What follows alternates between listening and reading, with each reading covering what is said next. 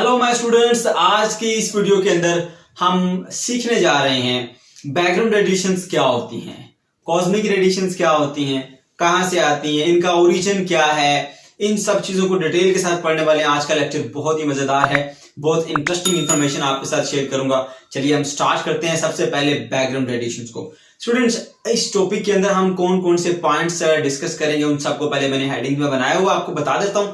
Number 1 पे हमने discuss करना है बैकग्राउंड रेडिएशंस को। बैकग्राउंड रेडिएशंस के बाद उसका ओरिजिन बताएंगे, कहां से ये आती हैं। फिर कॉस्मिक रेडिएशंस को डिस्कस करेंगे। कॉस्मिक रेडिएशंस का उसका जो ओरिजिन होता है वो पढ़ेंगे। प्राइमरी कॉस्मिक रेडिएशंस क्या होती हैं, सेकेंडरी कॉस्मिक रेडिएशंस क्या होती हैं, वो सीखेंगे।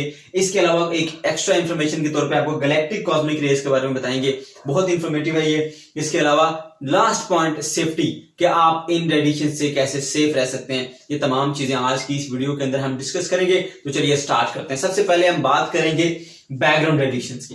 स्टूडेंट्स, मैं पहले साइड पे होता हूं, आप इसका एक स्क्रीनशॉट ले लें, उसके बाद फिर हम इसको स्टार्ट करते हैं। तो चलिए स्टार्ट करते हैं। सबसे पहले क्या होता है बैकग्राउंड रेडिएशन। आप स्टूडेंट ये चीज पढ़ चुके हैं नेचुरल रेडियो एक्टिविटी के अंदर कि कुछ एलिमेंट ऐसे होते हैं जिनका एटॉमिक नंबर 82 से ग्रेटर होता है, वो अनस्टेबल न्यूक्लियाई कहलाते हैं। अब अनस्टेबल न्यूक्लियाई जो है वो रेडिएशंस को इमिट करता है। अब उन रेडिएशंस के बारे में ये कहा जाता है कि वो फोटोग्राफिक प्लेट को ब्लर कर देते हैं, धुंधला कर देते हैं। तो इन रेडिएशंस को रेडियो एक्टिव रेज कहा जाता है, या इस प्रोसेस को हम रेडियो एक्टिविटी कहते हैं। ओके, अब ऐसे मटेरियल, ऐसे एलिमेंट हमारे इन्वायरमेंट में ही पाए जाते हैं। इन्वायरमेंट से ही हम इसको कलेक्ट करते हैं। हमारी अर्थ क्रस्ट में पाए जाते हैं, हमारी एयर में पाए जाते हैं, वाटर में पाए जाते हैं, आसपास के जितना भी आपका इन्वायरमेंट है, इन सब के अंदर जो है ये चीजें पाई जाती हैं। तो इनकी रेडिएशन भी होती है। अब वो रेडिएशन हमारे इन्वायरमेंट के अंदर मौजूद है। लेकिन स्टूडेंट्स याद रखें कि ये जो रेडिएशन हमारे इन्वायरमेंट के अंदर मौजूद है, इनको हमारी बॉडी इजीली टॉलरेट कर सकती है, बर्दाश्त कर सकती है। ये हमारे लिए ज्यादा नुकसानदेह नहीं है। इन रेडिएशंस को हम कहते हैं बैकग्राउंड रेडिएशन। फिर से बता दूं, हमारी अर्थ, हमारा एनवायरनमेंट, हमारे एटमॉस्फेयर के अंदर पाए जाने वाले जो रेडियो एक्टिव एलिमेंट्स हैं, उनकी वजह से कुछ रेज हमारे इस रीजन में हमारे आसपास पाई जाती है। लेकिन वो रीजन, उस रीजन के अंदर जो हमारी जो बॉडी है वो इनको इजीली अब्सॉर्ब कर सकती है, कोई ज्यादा डेंजरस हमारे लिए नहीं होती। सिवाय कुछ ऐसे इलाके होते हैं जहां पर इनकी कंसंट्रेशन हाई होती है, तो वहां पर ये डैमेज कर सकती है। तो इन रेडिएशन को हम कहते हैं बैकग्राउंड रेडिएशन। पेपर में कैसे लिखेंगे? सबसे पहले आप पहला पॉइंट लिखेंगे इसके अंदर रेडिएशन की डेफिनेशन के बाद आप बताएंगे इसका ओरिजिन की कहां से ये आती हैं। ये बेसिकली नेचुरल रेडियो एक्टिविटी का जो प्रोसेस हो रहा होता है उसी के अंदर से ये रेडिएशन एमिट होती हैं। लास्ट में आप ये बताएंगे कि fortunately our body can tolerate these radiation. तो 3 बातें आपने यहां पर इसके अंदर लिखनी है। तो अगर ये टॉपिक शार्ट में आता तो शार्ट में जस्ट आपने इसका इंट्रोडक्शन देना और ये 2 बातें जो मैंने लिखी है लिखेंगे, और साथ में कॉस्मिक रेडिएशन के बारे में थोड़ा सा इंट्रोडक्शन बताएंगे। ज्यादा डिटेल बताने की जरूरत नहीं है। लेकिन अगर लॉन्ग में आ जाता है एक पार्ट A, B, C बन के, तो फिर आपको इस तरह से पूरा डिटेल में लिखना पड़ेगा। तो चलिए स्टार्ट करते हैं। नेक्स्ट हम पढ़ेंगे कॉस्मिक रेडिएशंस के बारे में। स्टूडेंट, कॉस्मिक रेडिएशंस क्या होती हैं? कॉस्मिक जो है उससे पहले आपको कॉस्मोस को समझना पड़ेगा। कॉस्मोस क्या होता है?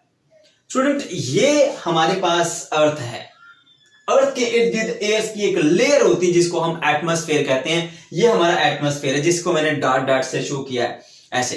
अब ये एटमॉस्फेयर है। इस एटमॉस्फेयर से बाहर का जो रीजन है उसको कॉस्मोस कहा जाता है। और इस रीजन से अर्थ के ऊपर आने वाली जो रेडिएशंस हैं, जो पार्टिकल्स हैं, उनको हम कहते हैं हमारे पास कॉस्मिक रेडिएशंस। तो इसको पेपर में कैसे लिखेंगे आप? Cosmic radiations, the radiations coming from the region outside of the earth. वो रेडिएशन जो कि अर्थ के रीजन से बाहर से हमारे पास आती हैं, यानी अर्थ के एटमॉस्फेयर के बाहर से हमारे पास आ रही होती हैं अर्थ के ऊपर, उनको हम कहते हैं कॉस्मिक रेडिएशंस। ओके, तो अब हमने ये देखना है कि इनका ओरिजिन क्या है, कहां से ये कॉस्मिक रेडिएशंस पाई जाती हैं। स्टूडेंट्स, इसके बारे में आपको बता दें कि शुरू में ये समझा जाता था कि ये जो मैसिलियस पार्टिकल्स आ रहे हैं हमारे एनवायरनमेंट के अंदर, जो कि बहुत ज्यादा डेंजरस हैं, ये सन से आ रहे हैं। रेडिएशंस भी आ रही हैं, पार्टिकल्स भी आ रहे हैं। तो इसको एग्जामिन करने के लिए पार्टिकल डिटेक्टर का यूज किया गया, जिसको डे टाइम में भी एटमॉस्फेयर के अंदर रखा गया और नाइट टाइम के अंदर भी रखा गया। तो ये चीज ऑब्जर्व की गई कि डे टाइम में और नाइट टाइम में जो उसने रेडिएशंस को या पार्टिकल्स को डिटेक्ट किया वो सेम था। इससे पता चला कि जब सन नहीं मौजूद उस वक्त भी ये रेडिएशंस आ रही हैं, उस वक्त भी ये पार्टिकल्स अर्थ के ऊपर आ रहे होते हैं, तो इसका सोर्स फिर सन नहीं है, कुछ और भी है। तो बाद में जो इस पे रिसर्च की गई तो पता चला कि ये गैलेक्सी से, स्टार से और इंटरगैलेक्टिक जो स्पेसिस होती है, यानी एक गैलेक्सी और दूसरी गैलेक्सी के दरमियान जो स्पेस होती है, वहां पर भी ये पार्टिकल्स और ये चीजें पाई जाती हैं जो कि अर्थ के ऊपर आती हैं। ओके, तो इस तरह से हमें ये पता चलेगा कि इसका ओरिजिन क्या है। इसका ओरिजिन गैलेक्सीज होती हैं, स्टार्स होते हैं, उनसे ये रेडिएशन और पार्टिकल जो है वो अर्थ के ऊपर आ रहे होते हैं। और इसके अलावा स्टूडेंट आपकी बुक के अंदर प्राइमरी कॉस्मिक रेडिएशन और सेकेंडरी कॉस्मिक रेडिएशन का नाम इस्तेमाल किया गया। आप वो क्या होती है इसको थोड़ा सा समझ लेते हैं। प्राइमरी कॉस्मिक और सेकेंडरी कॉस्मिक पहले पढ़ते हैं, फिर आपको एक्सप्लेन भी करता हूं यहाँ पर। चलिए जी, पढ़ते हैं हम primary cosmic radiations. Primary cosmic radiations consist of 92% protons. उसके अंदर 92% प्रोटॉन होते हैं, 7% alpha particles and 1% heavy nuclei, और 1% उसके अंदर होते हैं हैवी न्यूक्लियाई, जो कि ऐसे न्यूक्लियाई होते हैं जिनका मास लेस देन 60 होता है। एटॉमिक मास नंबर की बात कर रहा हूं मैं। ओके, तो स्टूडेंट्स ये हमारे पास है प्राइमरी रेडिएशन। सेकेंडरी क्या होती है? Secondary cosmic, when the cosmic rays interact with the atoms in the atmosphere, creates a shower of secondary cosmic rays. It includes X-rays, muons, protons, alpha particles, electrons and neutrons. ये सारे particle जो है ये पाए जाते हैं secondary radiations के अंदर। तो चलिए आप इसको हम समझ लेते हैं। स्टूडेंट्स ये हमारे पास ये कॉस्मोस है। कॉस्मोस से जो रेडिएशंस आ रही हैं, जिनको हम कॉस्मिक रेडिएशंस कह रहे हैं, ये इस वक्त आ रही है, ये इस रीजन में है। अब जैसे ही इस पॉइंट पे जस्ट अभी एटमॉस्फेयर के अंदर इंटर नहीं हुए, उससे पहले पहले ये जो हमारे पास रेडिएशन, इनको बोलेंगे आप प्राइमरी कॉस्मिक रेडिएशंस। अब जब ये अर्थ के एटमॉस्फेयर के अंदर इंटर हो जाती हैं, तो एटम्स के साथ इंटरेक्ट करके इनके अंदर चेंजिंग आ जाती हैं। फिर ये और फॉर्म के अंदर चेंज हो जाती है, जिसमें हमारे पास हम पढ़ चुके हैं पहले सिर्फ प्रोटॉन होते हैं, अल्फा पार्टिकल्स होते हैं, और साथ ही साथ उसके अंदर न्यूक्लियस होते हैं। वो फिर जब एटम के साथ इंटरेक्ट करते हैं तो फिर वो और बहुत सारे पार्टिकल्स के अंदर चेंज हो जाते हैं। तो ये जो हमारे पास एटमॉस्फेयर के अंदर इंटर हो गई, एटम से इंटरेक्ट कर लिया, इंटरेक्ट करने के बाद वो किसी और फॉर्म के अंदर चेंज होंगी, उनको हम बोलते हैं सेकेंडरी कॉस्मिक रेडिएशंस। तो प्राइमरी कॉस्मिक रेडिएशंस और सेकेंडरी कॉस्मिक रेडिएशंस कौन सी, आपको ये बात क्लियर हो गई होगी। एटमॉस्फेयर में इंटर होने से पहले प्राइमरी है, जैसे ही एटमॉस्फेयर में इंटर हुए, एटम्स के साथ इंटरेक्ट कर लिया, इंटरेक्ट करने के बाद अब उसके अंदर चेंजिंग आ गई है, पार्टिकल्स एक से दूसरे में चेंज हो गए, तो इसको हम बोलते हैं सेकेंडरी कॉस्मिक रेडिएशंस। ओके, तो ये था प्राइमरी कॉस्मिक रेडिएशन और सेकेंडरी कॉस्मिक रेडिएशंस का। ओके, अब स्टूडेंट नेक्स्ट आपको एक इंफॉर्मेशन, एक्स्ट्रा इंफॉर्मेशन आपके साथ शेयर करते चले जाए गैलेक्टिक कॉस्मिक रेज का। ये बड़े ही खतरनाक किस्म की रेज होती हैं। ये बेसिकली एटम्स के न्यूक्लियस पर मुश्तमिल होती हैं। जैसे हमने पढ़ा था कि ये जो हमारे पास कॉस्मिक रेडिएशंस आ रही हैं प्राइमरी कॉस्मिक में, इसके अंदर 1% हैवी न्यूक्लियस भी थे। अब ये जो हैवी न्यूक्लियस पर मुश्तमिल ये जो रेडिएशंस होती हैं, ये बेसिकली क्या है? ये जो हैवी न्यूक्लियस वाले पार्टिकल पर मुश्तमिल होती हैं, ये बहुत ही खतरनाक होती हैं, डेंजरस होती हैं। इनको पढ़ते हैं कौन कौन से इसके अंदर कैरेक्टरिस्टिक्स हैं और ये क्यों डेंजरस हैं। चलिए, these are the very dangerous rays consist of the nuclei of atoms moves with the very high speed which is equal to the speed of light। यानी ये बेसिकली न्यूक्लियस होते हैं जो कि बहुत ज्यादा हाई स्पीड के साथ मूव करते हैं with the speed of light की हम बता चुके हैं इसकी स्पीड।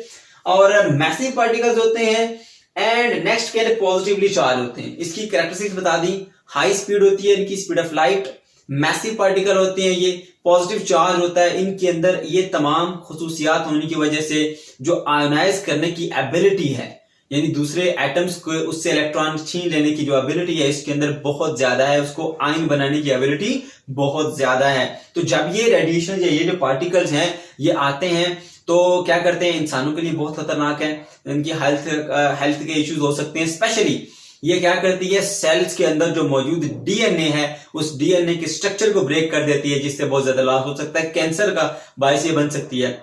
इसके अलावा और बहुत सारी डिजीज इसकी वजह से आ सकती है, जिसमें सबसे मेन चीज कैंसर है। ओके, तो ये बेसिकली मैंने आपको बता दिया कि गैलेक्टिक कॉस्मिक रेज क्या होती हैं, इंतहाई डेंजरस रेज होती हैं जो कि आ रही होती हैं हमारे ये जो कॉस्मोस का रीजन है, यानी कि अर्थ के एटमॉस्फेयर से बाहर का रीजन, ये फुल ऑफ रेडिएशंस होता है। इसके अंदर बहुत ही डेंजरस किस्म की रेडिएशंस होती हैं। तो जो एस्ट्रोनॉट यहां से जाते हैं, किसी और स्पेस में जाते हैं, कुछ इस तरह से आगे पीछे मूव करते हैं स्पेस में, तो उनको इन चीजों का बड़ा एहतियात करना पड़ता है। इन चीजों को ऐसा उन्होंने सिस्टम अपनाया होता है, इस तरह के शेल पहने होते हैं जो इनको प्रोटेक्ट करते हैं इन रेडिएशन से। तो ये जो हमारा अर्थ का एटमॉस्फेयर से बाहर का हिस्सा है, ये बहुत खतरनाक है। इनके अंदर बहुत सारी रेडिएशन होती हैं।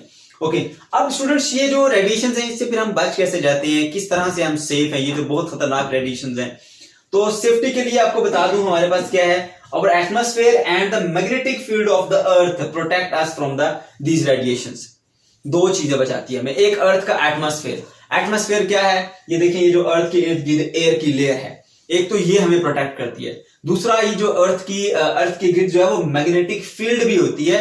ये मैग्नेटिक फील्ड भी हमें इन पार्टिकल्स को डिट्रैक्ट कर देती है, उनको अलग से किसी और पाथ में भेज देती है, जिसकी वजह से हमारे जो अर्थ के ऊपर है ये पार्टिकल डायरेक्टली नहीं पहुंच सकते। बहुत कम पार्टिकल कहीं पे कोई पहुंच जाए, लेकिन मोस्टली पार्टिकल से हमें ये सेव रखती है।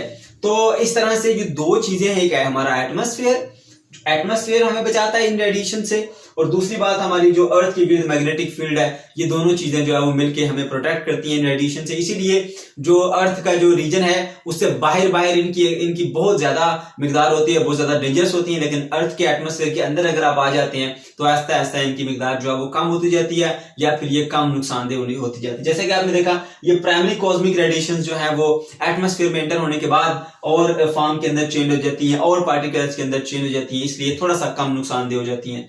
तो ये था हमारा आज का टॉपिक। अगर आपका कोई क्वेश्चन है तो कमेंट सेक्शन के अंदर आप जरूर पूछ सकते हैं।